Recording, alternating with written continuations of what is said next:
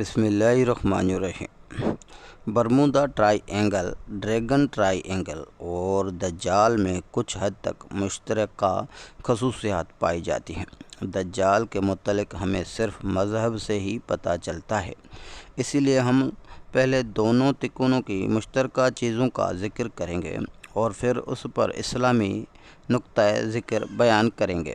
Bermuda تکون گزشتہ کئی دہائیوں سے انسانوں کے لیے ایک راز بنی ہوئی ہے۔ بحیرہ اوقیانوس میں واقع امریکہ کے جزیرہ پورٹو ریکو اور جزیرہ برمودا کے درمیان اس وسیع علاقے میں کئی واقعات پیش آئے جن میں 8,000 سے زیادہ افراد گم ہو گئے اور آج تک نہیں ملے۔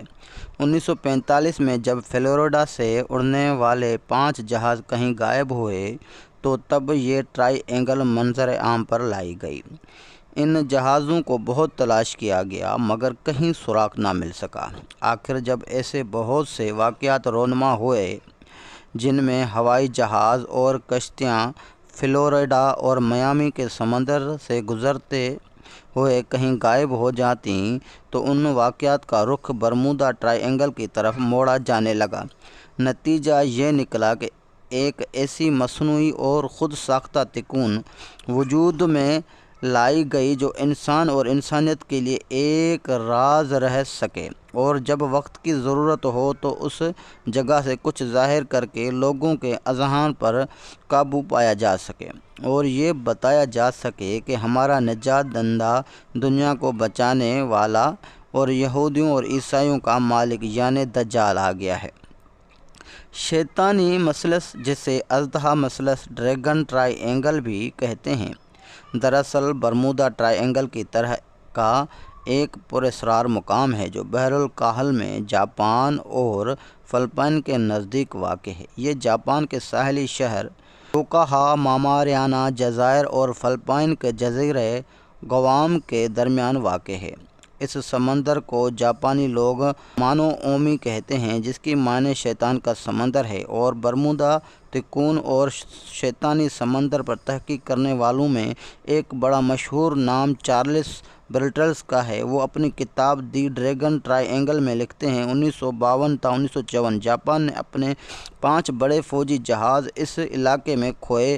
افراد کی تعداد 700 سے اوپر ہے اور اس معمہ کا راز جاننے کے لیے جاپانی حکومت نے ایک جہاز پر 100 سے زائد سائنسدانوں کو سوار کیا، لیکن شیطانی سمندر کا معمہ حل کرنے والے خود معمہ بن گئے۔ اس کے بعد جاپان نے اس علاقے کو خطرناک قرار دے دیا۔ یہ علاقہ بہت خطرناک ہے، ادھر ہی سے دجال کا ظہور ہوگا۔ بحر الکاہل کے شیطانی سمندر اور بحیرہ اوقیانوس کے برمودا ٹرائی اینگل میں کئی خصوصیات کے اعتبار سے مماثلت پائی جاتی ہے جو یہ سوچنے پر مجبور کرتی ہے کہ ان دونوں میں کوئی ایسا تعلق ضرور ہے جو دنیا کی نظر سے پوشیدہ ہے، اور یہ تعلق لازمی شیطانی ہے، رحمانی یا انسانی نہیں۔ مثلاً دنیا میں یہی 2 جگہیں ایسی ہیں جہاں قطب نما کام کرنا چھوڑ دیتا ہے۔ دونوں میں متعدد ہوائی اور بحری جہاز غائب ہو چکے ہیں۔ انتہائی تعجب خیز بات یہ ہے کہ ان دونوں جگہوں کے درمیان ایسے جہازوں کو سفر کرتے دیکھا گیا جو سالوں پہلے غائب ہو چکے تھے۔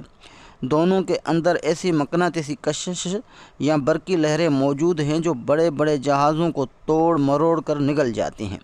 دونوں کے درمیان اڑن تشتریاں اڑتی دیکھی گئی ہیں جنہیں امریکی میڈیا والے خلائی مخلوق کی سواری کہتے ہیں۔ امریکہ کا یہودی میڈیا ان کے متعلق سامنے آنے والے حقائق چھپاتا رہتا ہے۔ کچھ لوگوں نے اس کی جرات کی اور ان حقائق کو منظر عام پر لائے تو انہیں قتل کر دیا گیا، جیسے ڈاکٹر موریس جیسوپ اور ڈاکٹر جیمس اے میکڈونلڈ کو صرف اس وجہ سے قتل کیا گیا کہ یہ دونوں اڑن تشتریوں کو کھوجتے ہوئے اصل حقائق جان گئے تھے۔ دونوں جگہوں کو خواص و عوام قدیم زمانے سے شیطان سے منسوب کرتے ہیں اور یہاں ایسی قوتوں کی کارستانیوں کے قائل ہیں جو انسانیت کے خیر خواہ نہیں لیکن ان کے گرد اسرار کے پردے آویزاں کر دیے گئے ہیں۔ وہ میڈیا جو بال کی کھال اور کھال کی کھال اتار دیتا ہے وہ اس راز کو کیوں چھپا رہا ہے؟ اب ان باتوں کی حقیقت سوائے مخبر صادق حضور صلی اللہ علیہ وسلم کے سوا کس سے پوچھی جائے؟ آئیے اب ان کی زبانی ان باتوں کی حقیقت جانتے ہیں جنہیں اس وقت کے کفار و مشرکین بھی صادق امین کہا کرتے تھے۔ ایک دن حضور صلی اللہ علیہ وسلم نے حضرت صحابہ کرام رضوان اللہ علیہ اجمعین کو جمع فرمایا اور ارشاد فرمایا کہ تمیم داری پہلے عیسائی تھا، وہ آیا، اس نے بیعت کی اور اسلام میں داخل ہو گیا۔ اس نے مجھے ایسا واقعہ سنایا جو ان باتوں سے تعلق رکھتا ہے جو میں تمہیں دجال کے بارے میں بتایا کرتا تھا۔ اس نے مجھے بتایا کہ وہ الخم اور جذام قبیلے کے 30 آدمیوں کے ہمراہ سمندر کے سفر پر بحری جہاز میں روانہ ہوا۔ سمندر کی لہریں طوفان کے سبب انہیں مہینہ بھر تک ادھر ادھر دھکیلتی رہیں، یہاں تک کہ وہ ایک جزیرے میں پہنچ گئے۔ اس وقت سورج غروب ہو رہا تھا۔ وہ ایک چھوٹی کشتی میں بیٹھ کر جزیرے میں داخل ہوئے۔ جب وہ جزیرے میں داخل ہوئے تو ان کو ایک جانور ملا جس کے جسم پر بہت سے بال تھے اور بالوں کی کثرت کی وجہ سے انہیں اس کے آگے پیچھے کا پتہ نہیں چل رہا تھا۔ انہوں نے کہا، تیرا ناس ہو، تو کیا چیز ہے؟ اس بالوں والے جانور نے کہا، میں جساسا ہوں۔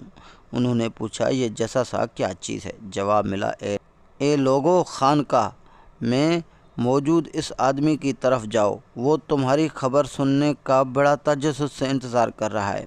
انہیں خوف ہوا کہ کہیں یہ جانور شیطان نہ ہو اور کہیں کوئی نقصان نہ پہنچائے، تو پھر ہم تیزی سے چلے اور خانقاہ میں داخل ہو گئے۔ وہاں ہم نے بھاری بھر قد کاٹ کا ایک آدمی دیکھا جس کے گھٹنوں سے ٹخنوں تک بندھی ایک لوہے کی زنجیر تھی اور اس کے ہاتھ گردن کے ساتھ بندھے ہوئے تھے۔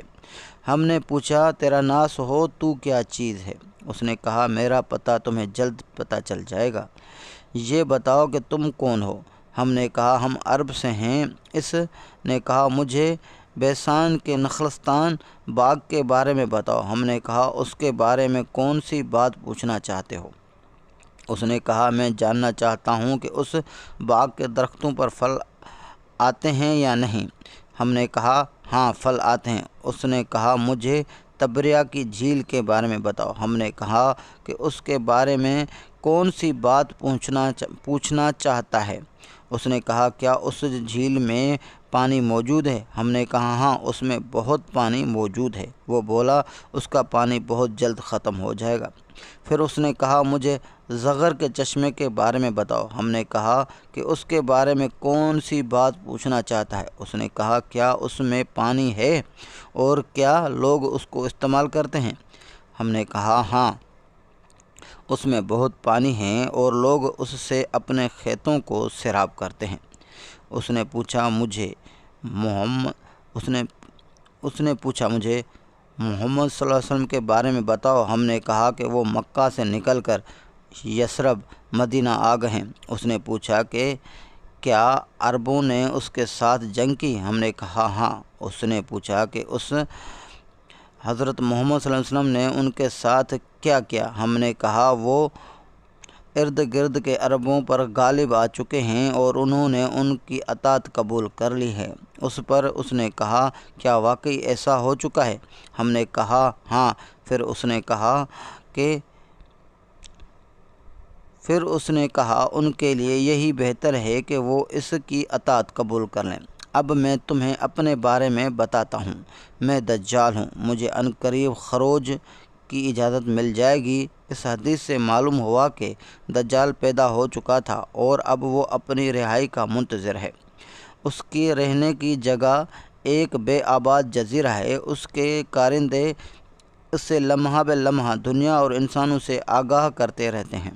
اس کو غیر معمولی طاقتیں دی جائیں گی۔ اب سوال یہ ہے کہ برمودا ٹرائی اینگل کو ہی اس کا اصل مقام کہا جائے۔ جہاں پر کوئی جانے کی جرات کرے تو اس کا نام و نشان صفحہ ہستی سے مٹا دیا جاتا ہے۔ یہ واقعہ سنانے کے بعد حضور صلی اللہ علیہ وسلم نے اپنا عصا مبارک ممبر پر مار کر فرمایا، یہ ہے طیبہ یعنی مدینہ منورہ، میں تم کو یہی بتایا کرتا تھا۔ جان لو کہ دجال نے شام کے سمندر میں ہے۔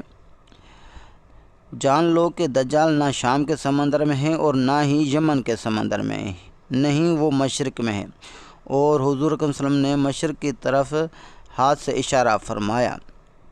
اب جزیرۃ العرب سے مشرق کی جانب دیکھا جائے تو 2 جگہیں ہی ایسی ہیں جنہیں مغرب کے عیسائی بھی شیطانی سمندر، شیطانی جزیرے یا جہنم کا دروازہ مانتے ہیں، اور مزے کی بات یہ ہے کہ دونوں کا آخری سرا امریکہ سے جا ملتا ہے۔ مشرق بعید میں بحر الکاہل کے غیر آباد اور ویران جزائر آتے ہیں، ان کے ارد گرد کے خوفناک پانیوں کا نام ہی شیطانی سمندر رکھ دیا گیا ہے۔ مگر سوچنے کی بات یہ ہے کہ آخر یہ شیطانی سمندر کا نام مغرب اور خصوصاً عیسائیوں نے کیوں دیا؟ اگر مسلمان یہ نام رکھتے تو بات سمجھ میں آنا آسان بھی تھی۔ خیر یہ ابھی ہمارا موضوع نہیں ہے، فی الحال ہم یہ دیکھتے ہیں کہ کیا واقعی برمودا ٹرائی اینگل کا تعلق دجال سے ہے۔ حدیث کے الفاظ دوبارہ پڑھیے۔ دجال مشرق میں ہے، زمین چونکہ گول ہے، اسی لیے اگر مبہم طور پر ہم مشرق کی طرف اشارہ کریں تو وہ اس کی گولائی کی وجہ سے مغرب بحر الکاہل تک پہنچے گا، مگر یہ ایک مبہم تاویل ہے۔ اس سے آگے مضبوط تاویل مصری محقق عیسیٰ داؤد نے اپنی کتاب مثلث میں برمودا کی ہے۔ وہ لکھتے ہیں کہ پہلے دجال بحر الکاہل کے ان بے آباد اور ویران جزائر میں تھا، اور حضور صلی اللہ علیہ وسلم کے وصال تک وہ بیڑیوں میں جکڑا ہوا تھا، مگر ختم المرسلین صلی اللہ علیہ وسلم کے وصال کے بعد اس کی بیڑیاں ٹوٹ گئیں اور وہ آزاد ہو گیا، مگر اسے خروج کی اجازت نہیں تھی، لہٰذا وہ شیطانی سمندر سے شیطانی تکون تک رابطے میں ہے، جس کے قریب شیطانی تہذیب پروان چڑھ کر نقطہ عروج کو پہنچنے والی ہے۔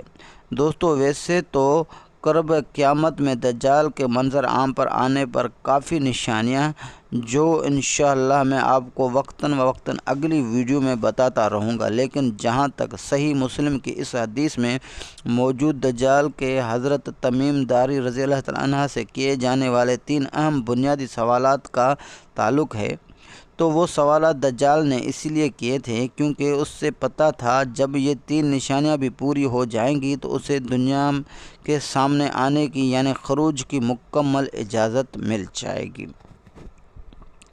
سوال نمبر 1 میں بیسان کے نخلستان کا پوچھا گیا تھا اور اس نخلستان پر موجود درختوں کے پھلوں کھجوروں کا ذکر کیا گیا تھا۔ بیسان دراصل فلسطین کا علاقہ ہے جہاں دجالی ریاست اسرائیل کا قبضہ ہے، اور اب وہاں کوئی پھل پیدا نہیں ہوتا، اور یوں دجال کے سامنے آنے کی یہ بہت اہم نشانی اور علامت پوری ہو چکی ہے۔ سوال نمبر 2 میں تبریہ کی جھیل کا پوچھا گیا تھا۔ جہاں تک بات ہے بحیرہ تبریہ کی تو اس پر بھی اسرائیل کا ہی قبضہ ہے، اور دلچسپ بات یہ ہے کہ اس کا پانی بھی بہت تیزی سے خشک ہوتا جا رہا ہے۔ جس طرح پاکستان میں مشہور ترین اور دریاؤں کا پانی انڈیا کی دشمنی اور چالاکی سے سوکھ رہا ہے اور کم ہو رہا ہے، تبریہ کا پانی بھی کم ہوتا جا رہا ہے۔ بے شک آپ انٹرنیٹ پر سرچ کر لیں اور موجودہ حالات کی روشنی میں دیکھ لیں، یہ بات واضح ہو جائے گی۔ دجال کے دوسرے سوال والی نشانی بھی مکمل ہو چکی ہے۔ سوال نمبر 3 میں زغر کا چشمہ پوچھا گیا تھا۔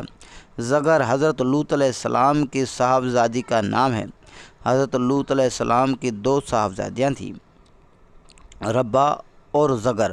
بڑی صاحبزادی ربا کو وفات کے بعد جہاں دفن کیا گیا تھا تو قریب ہی ایک چشمہ تھا جو ان کے نام سے منسوب ہو کر مشہور ہوا۔ اسی طرح چھوٹی صاحبزادی زغر کی وفات کے بعد بھی ان کی تدفین بھی ایک چشمے کے قریب ہوئی، اور یہ چشمہ زغر کے چشمے کے نام سے مشہور ہو گیا۔ دجال کی تفتیش اور تجسس کے عین مطابق یہ تیسری جگہ بھی دجالی ریاست اسرائیل میں ہی واقع ہے، اور اس کا پانی بھی پوری طرح خشک ہوتے ہی دجال کو نکلنے کی اجازت مل جائے گی۔ ویسے بھی ایک دوسری حدیث سے ثابت ہوتا ہے کہ دجال کسی بات پر غضبناک انتہائی غصے میں نکلے گا اور منظر عام پر آ جائے گا۔ یوں کہا جا سکتا ہے کہ موجودہ وقت اور مستقبل قریب میں جہاں یہ پانی خشک ہوتا رہے گا تو اللہ پاک کی طرف سے کچھ ایسے اسباب اور حالات واقعات ضرور رونما ہوں گے جس پر دجال کو سخت تشویش اور غصہ ہوگا اور وہ خروج کر جائے گا۔